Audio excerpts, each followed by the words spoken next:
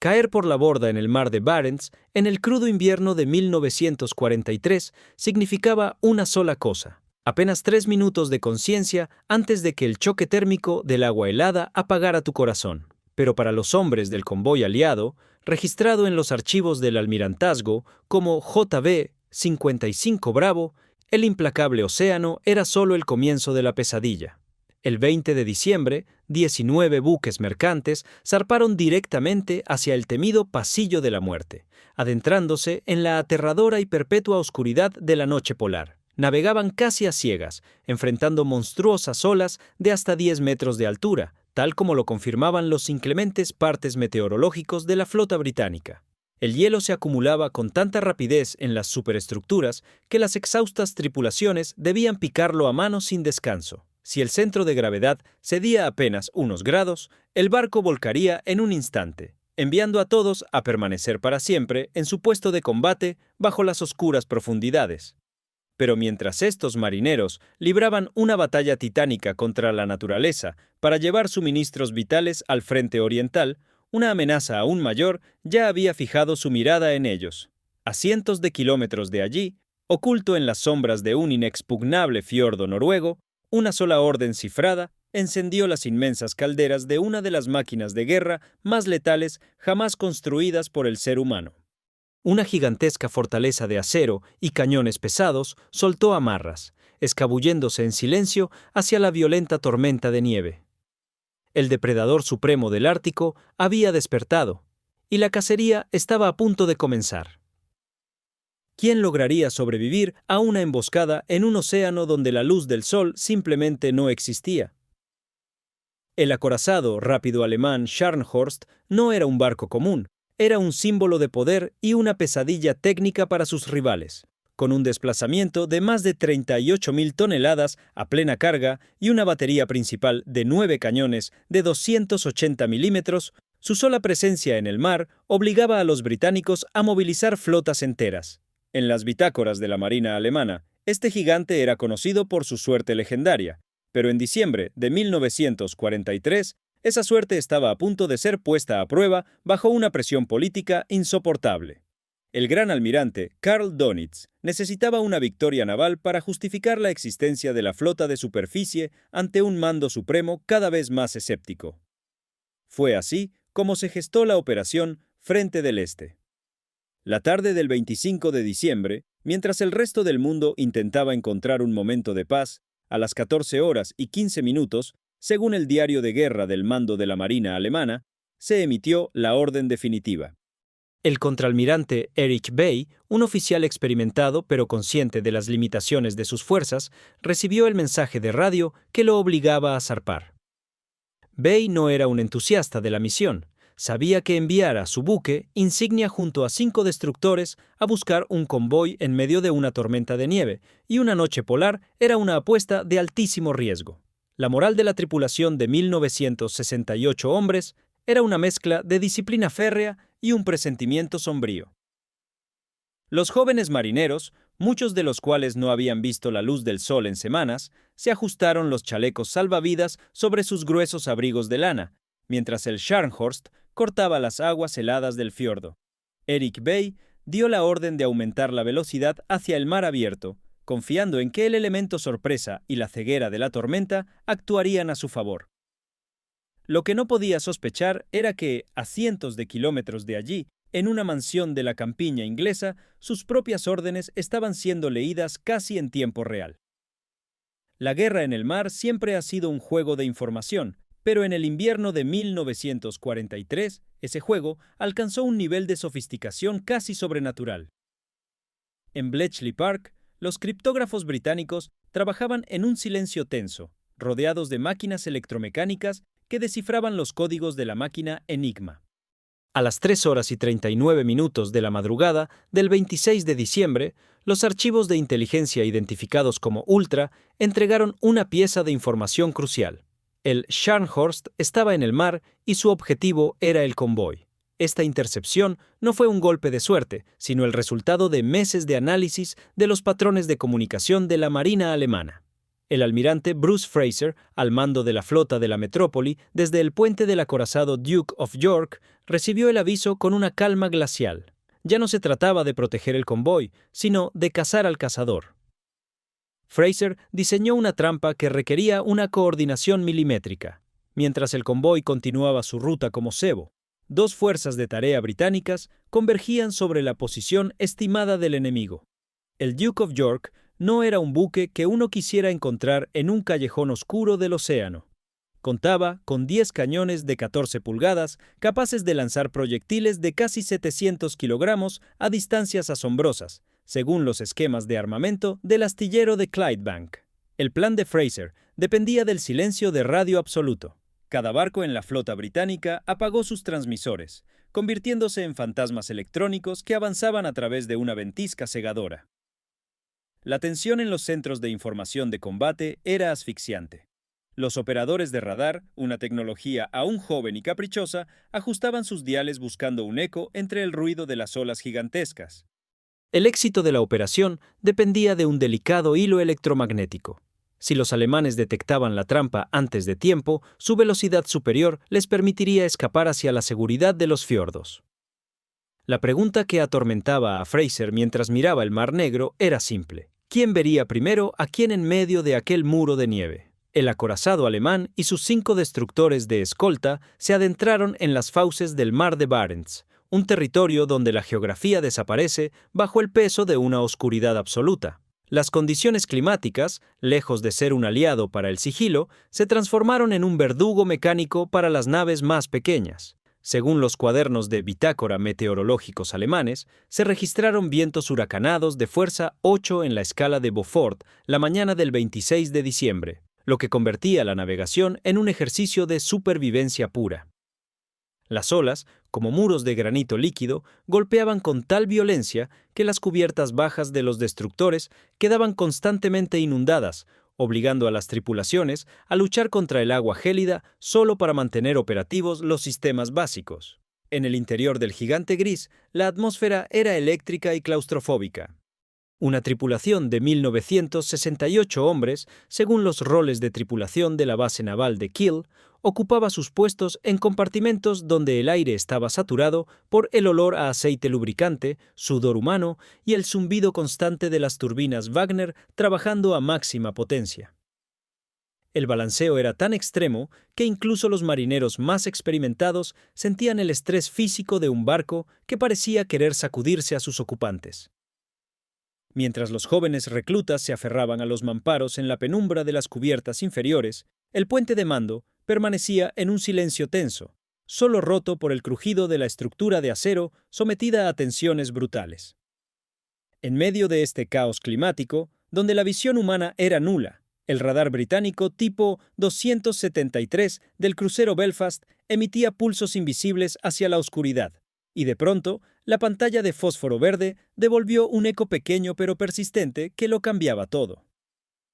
A las 7:55 de la mañana de aquel fatídico 26 de diciembre, el contraalmirante Eric Bay tomó una decisión que los historiadores navales todavía debaten en las academias militares. Según los registros de señales interceptados por las estaciones de escucha británicas, Bay envió una orden de radio que sellaría el destino de su buque insignia. Ordenó a sus 5 destructores de escolta desplegarse en un abanico de búsqueda para intentar localizar al convoy en la inmensidad de la tormenta. Esta maniobra pretendía maximizar las posibilidades de contacto con los mercantes aliados, pero dejó al Scharnhorst despojado de su pantalla protectora contra ataques de torpedos y amenazas submarinas. Los esquemas tácticos de los archivos de la Marina alemana revelan que los destructores se separaron a una distancia de 10 millas entre sí, una brecha demasiado grande para ofrecer apoyo mutuo en caso de una emboscada. Bay confiaba plenamente en el blindaje y la potencia de fuego de su acorazado, asumiendo que ningún barco enemigo podría acercarse lo suficiente sin ser detectado. Sin embargo, el radar alemán, afectado por la interferencia de las olas gigantescas y la espuma del mar, era incapaz de mostrar el peligro que se gestaba a pocos kilómetros. Al alejar a sus escoltas, el comandante alemán acababa de convertir a su fortaleza flotante en un objetivo solitario y vulnerable. ¿Por qué un oficial de su experiencia ignoró el riesgo de ser rodeado en un entorno donde la superioridad numérica británica era una posibilidad constante? El riesgo se escondía detrás de esa maniobra, y las sombras que se acercaban desde el sur estaban a punto de aprovechar ese vacío táctico de forma devastadora. Mientras tanto, en el puente del crucero ligero Belfast, el vicealmirante Robert Burnett mantenía la mirada fija en los instrumentos.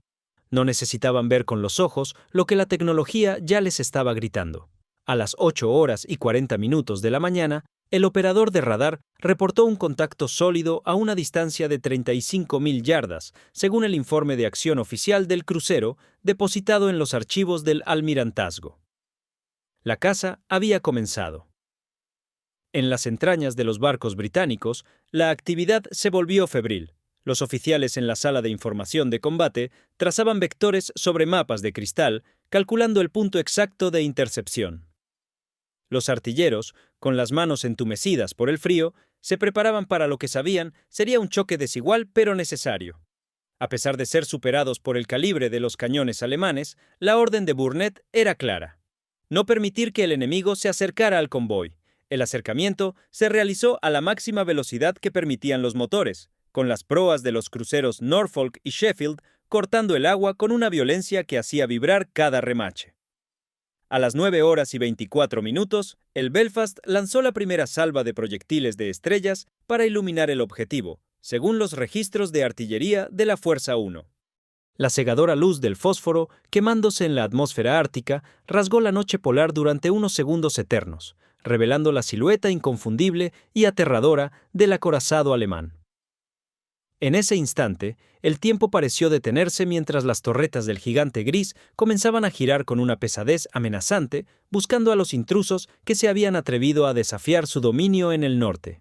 A las 9:29 de la mañana, mientras el horizonte apenas se teñía de un gris ceniciento, el intercambio de artillería entre los cruceros británicos y el coloso alemán alcanzó un punto de inflexión crítico. Según las memorias posteriores del oficial de artillería alemán sobreviviente, un proyectil de 8 pulgadas disparado por el crucero pesado Norfolk impactó con una precisión matemática en la cofa del mástil delantero del Scharnhorst.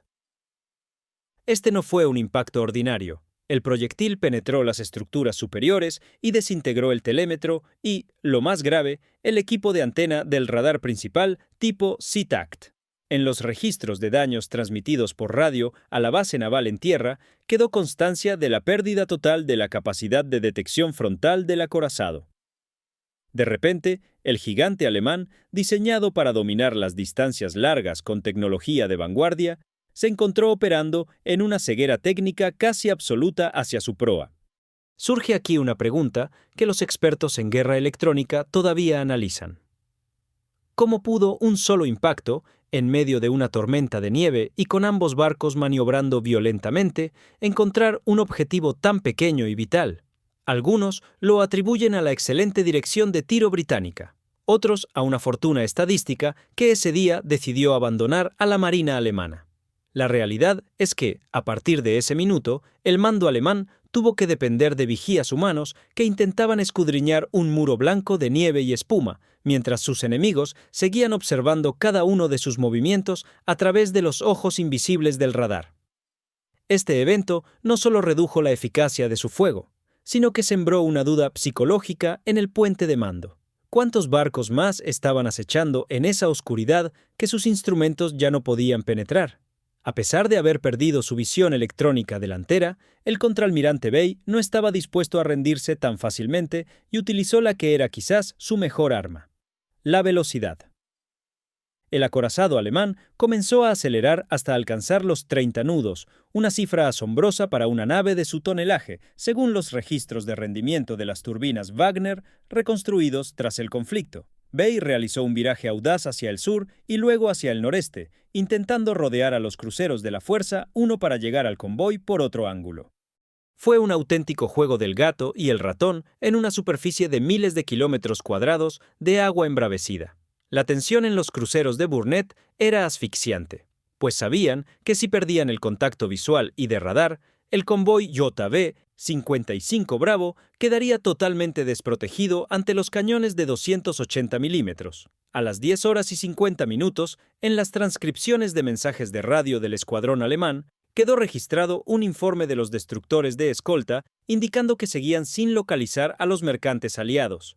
Bay se encontraba en un dilema táctico. ¿Debía seguir buscando el objetivo principal o retirarse antes de que la fuerza enemiga se hiciera más grande? La intercepción de estos mensajes permitió a los británicos comprender que el enemigo seguía buscando una oportunidad para atacar. Pero el riesgo que acechaba a los marineros alemanes era que, mientras ellos buscaban barcos de carga indefensos, se estaban alejando cada vez más de su propia base y acercándose a una zona donde el silencio de radio británico ocultaba algo mucho más peligroso que 3 cruceros. ¿Qué fuerza psicológica se necesita para seguir navegando hacia lo desconocido cuando sabes que tus escoltas están dispersos y tus instrumentos principales han fallado? El segundo acto de este drama naval se desencadenó cuando el vicealmirante Burnett, en una maniobra de anticipación brillante, volvió a interponer sus barcos entre el Scharnhorst y el convoy. A las 12 horas y 5 minutos, el radar del Belfast volvió a captar al objetivo a una distancia de 30.500 yardas, según el cuaderno de bitácora personal del vicealmirante. Esta vez, el combate fue mucho más feroz y a distancias más cortas. El Scharnhorst, determinado a abrirse paso, concentró su fuego sobre el Norfolk, el barco que lo había cegado horas antes. El crucero británico recibió el impacto directo de 2 proyectiles de 280 milímetros, según los informes de daños del almirantazgo redactados tras la batalla.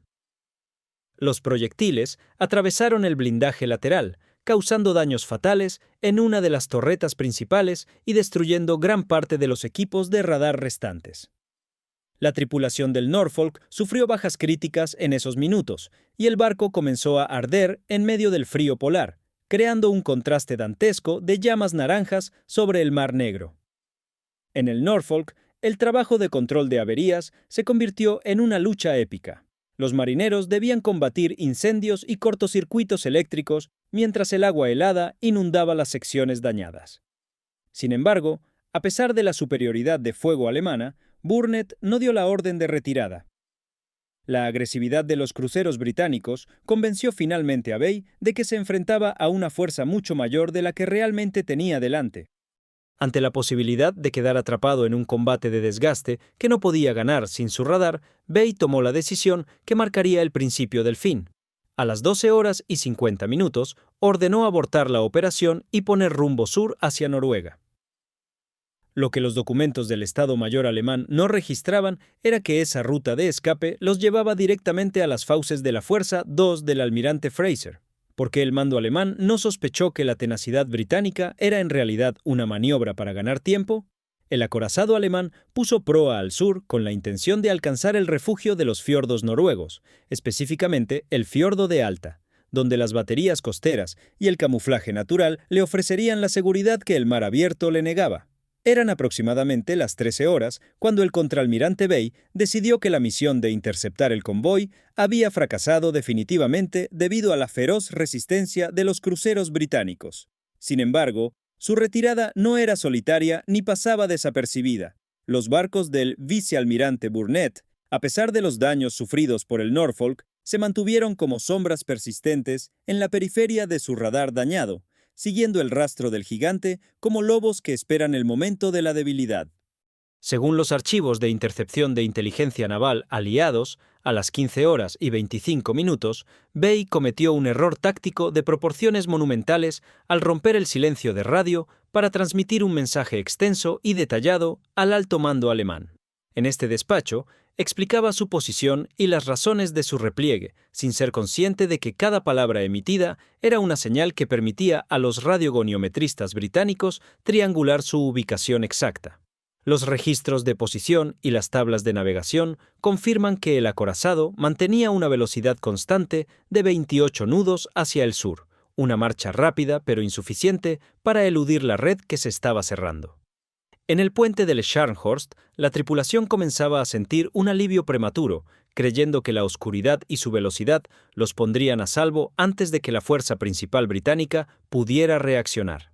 Pero la realidad era que cada segundo de transmisión facilitaba a la Marina Real el trazado preciso de su trayectoria. ¿Qué llevó a un comandante tan experimentado a ignorar el peligro de la detección por radio en una zona donde sabía que la inteligencia enemiga era omnipresente?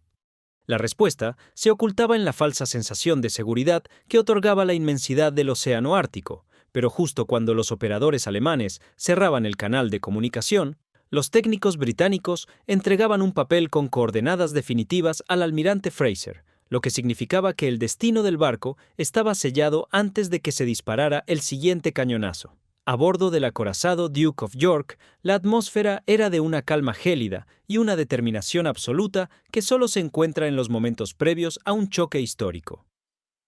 El almirante Bruce Fraser sabía que su presa estaba corriendo directamente hacia la línea de sus cañones.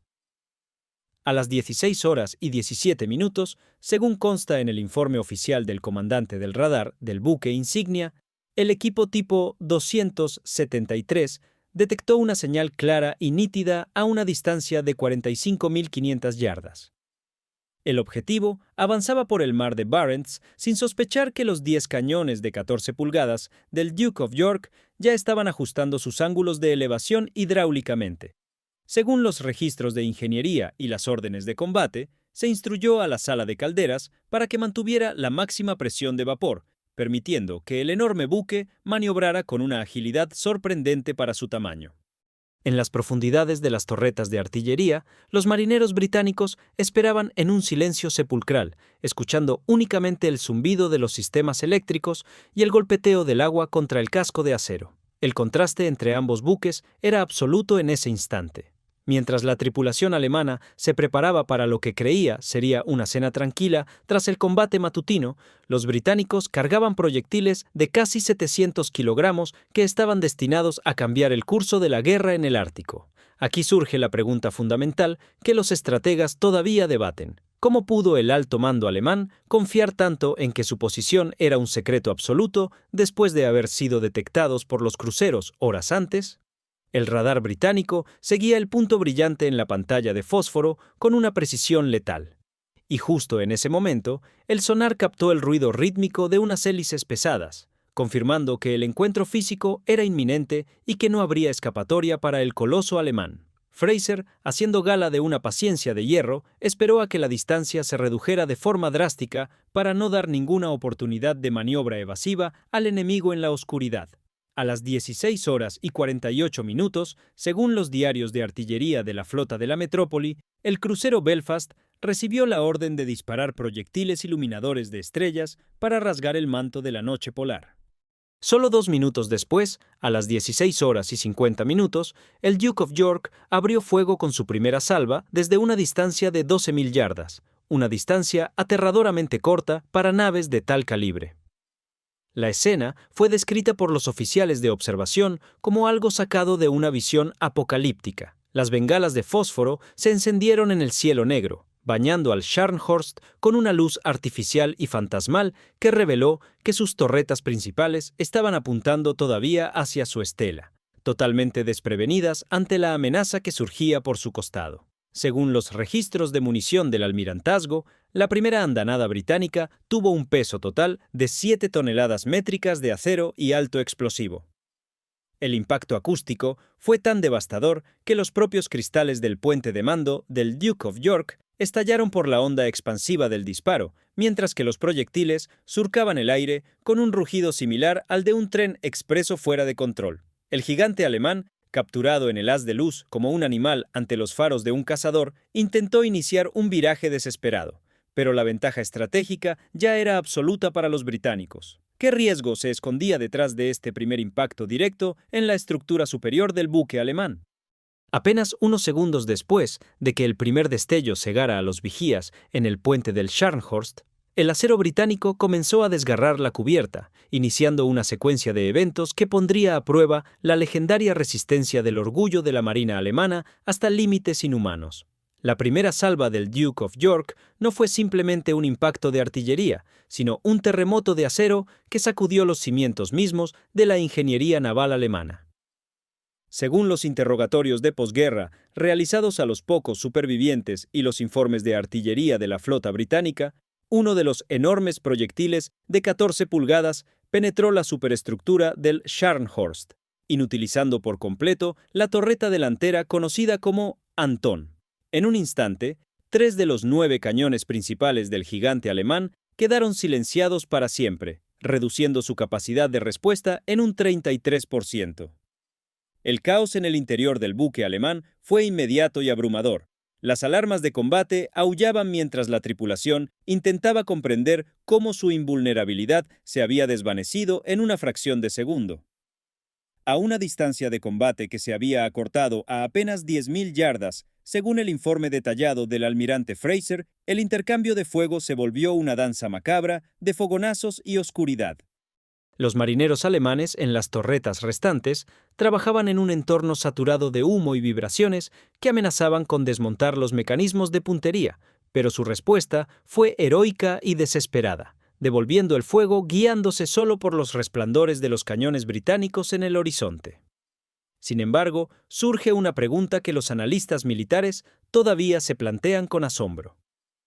¿Cómo pudo el Scharnhorst, a pesar de estar sufriendo daños críticos y con su estructura superior envuelta en fuego, mantener su capacidad de maniobra y seguir disparando con tal precisión?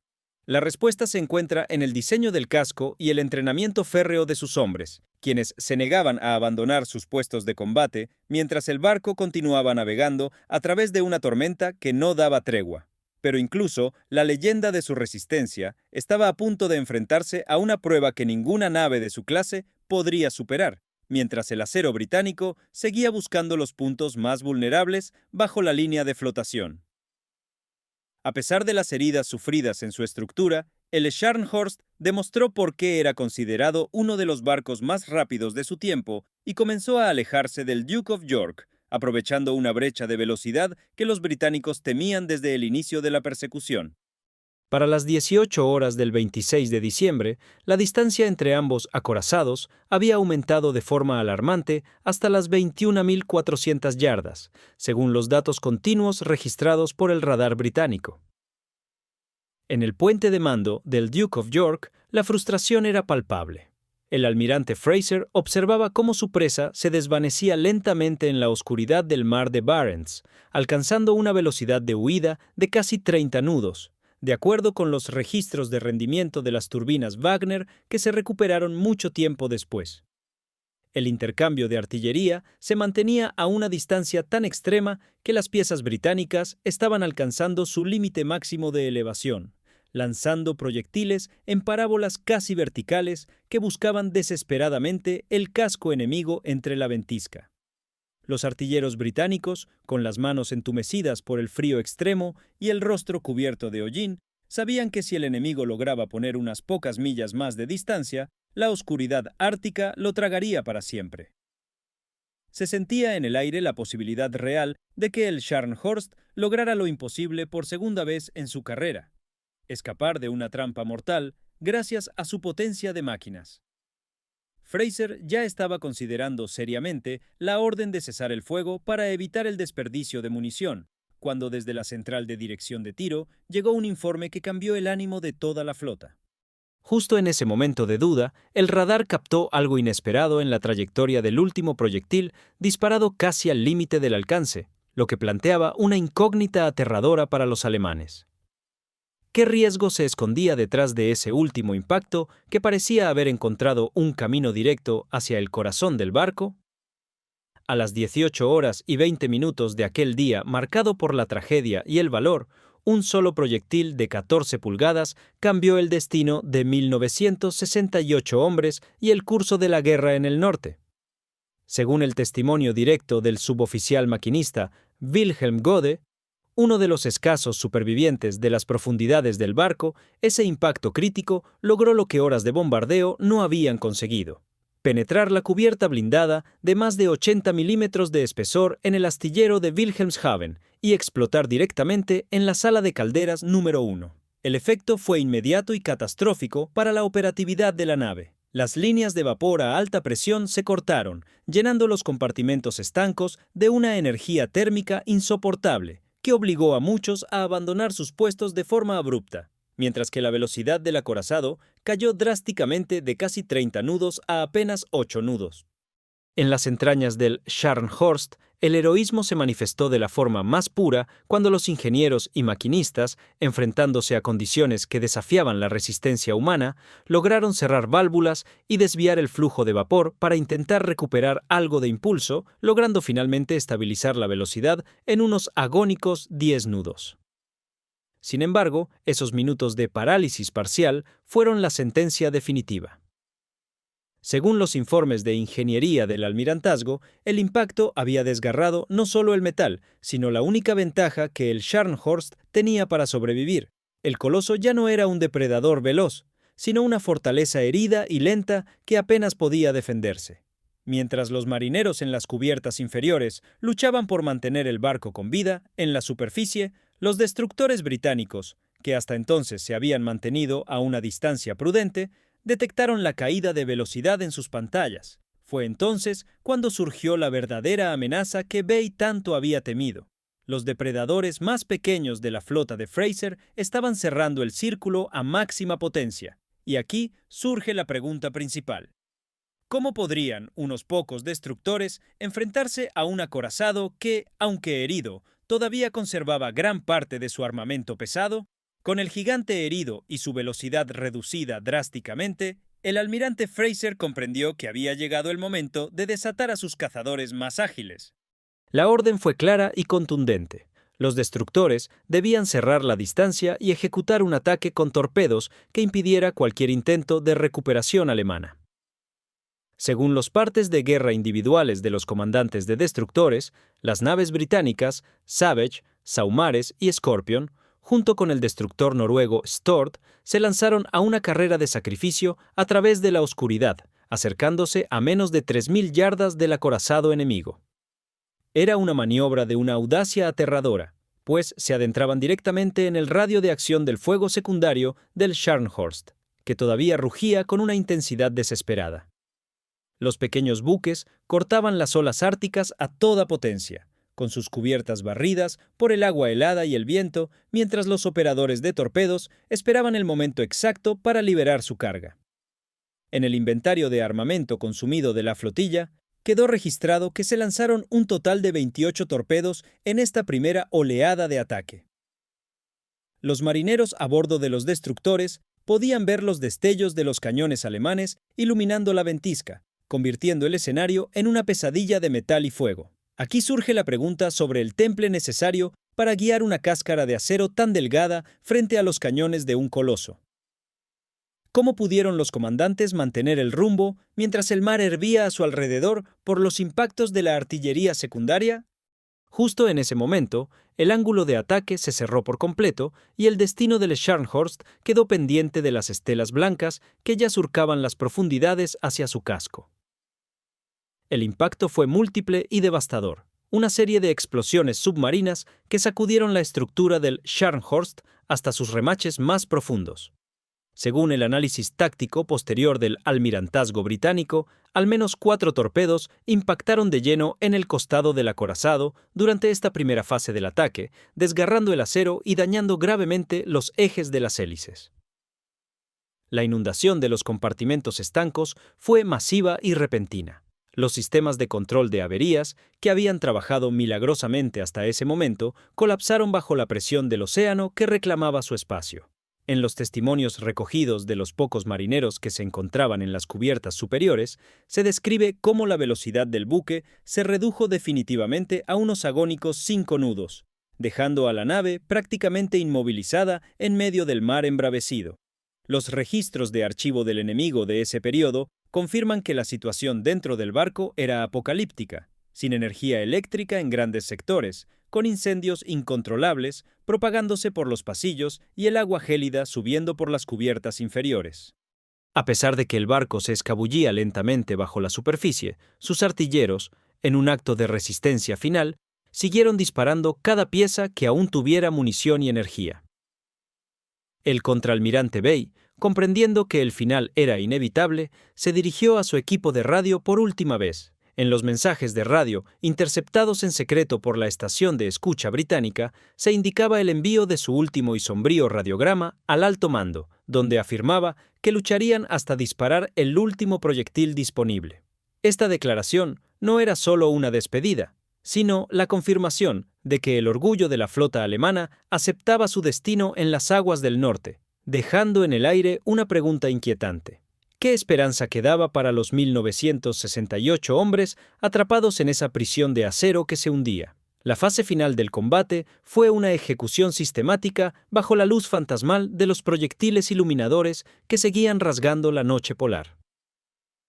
El Duke of York y los cruceros de la Fuerza, uno se aproximaron para rematar al gigante inmovilizado, desatando una lluvia de artillería que los observadores describieron como un bombardeo sin precedentes en la historia naval del Ártico.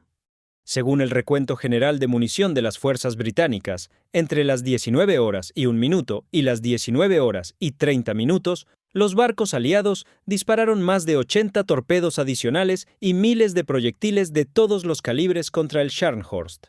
El acorazado alemán era ya una pira de fuego flotante, con explosiones internas de munición que lanzaban columnas de chispas hacia el cielo negro, pero su silueta se negaba a desaparecer por completo.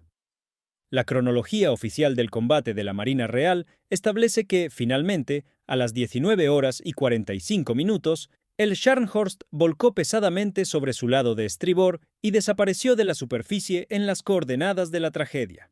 En sus memorias posteriores, algunos de los oficiales británicos describieron el horror y el respeto que sintieron al ver el final de un adversario tan formidable.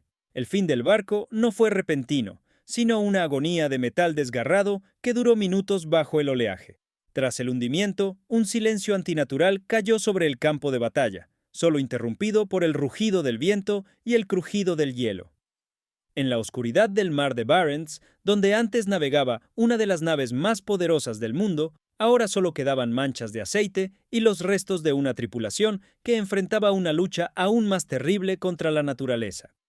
Justo en ese momento, el sonar de los destructores captó un ruido que lo cambiaba todo, obligando a los vencedores a tomar una decisión desesperada sobre el rescate. Tras la desaparición del gigante bajo las olas, el escenario del combate se transformó en un cementerio líquido sumido en una oscuridad casi total, solo interrumpida por los haces de los proyectiles iluminadores que se extinguían lentamente. Cientos de marineros alemanes se encontraban ahora a merced del mar de Barents, enfrentándose a un enemigo mucho más implacable que la artillería británica. Según los manuales de supervivencia ártica de la época, la temperatura del agua era apenas superior a los 0 grados Celsius, una condición que provoca un choque térmico inmediato y una hipotermia letal en cuestión de pocos minutos. Los destructores británicos, siguiendo las leyes no escritas del mar, iniciaron de inmediato las labores de rescate, encendiendo sus potentes reflectores para localizar a los supervivientes entre los restos de naufragio y una densa capa de aceite combustible que cubría la superficie. La tarea era titánica y desesperada. Los marineros en el agua, con las extremidades entumecidas y la piel resbaladiza por el petróleo, apenas podían sujetar las cuerdas y redes que se les lanzaban desde las cubiertas. El registro médico y los cuadernos de bitácora del destructor Escorpión confirman que esta nave logró subir a bordo a 30 hombres, mientras que el destructor Matchless rescató a otros 6, sumando un total de apenas 36 supervivientes de una tripulación original de 1968 almas. En medio de este esfuerzo humanitario surgió una nueva amenaza que obligó a los comandantes británicos a tomar una decisión desgarradora.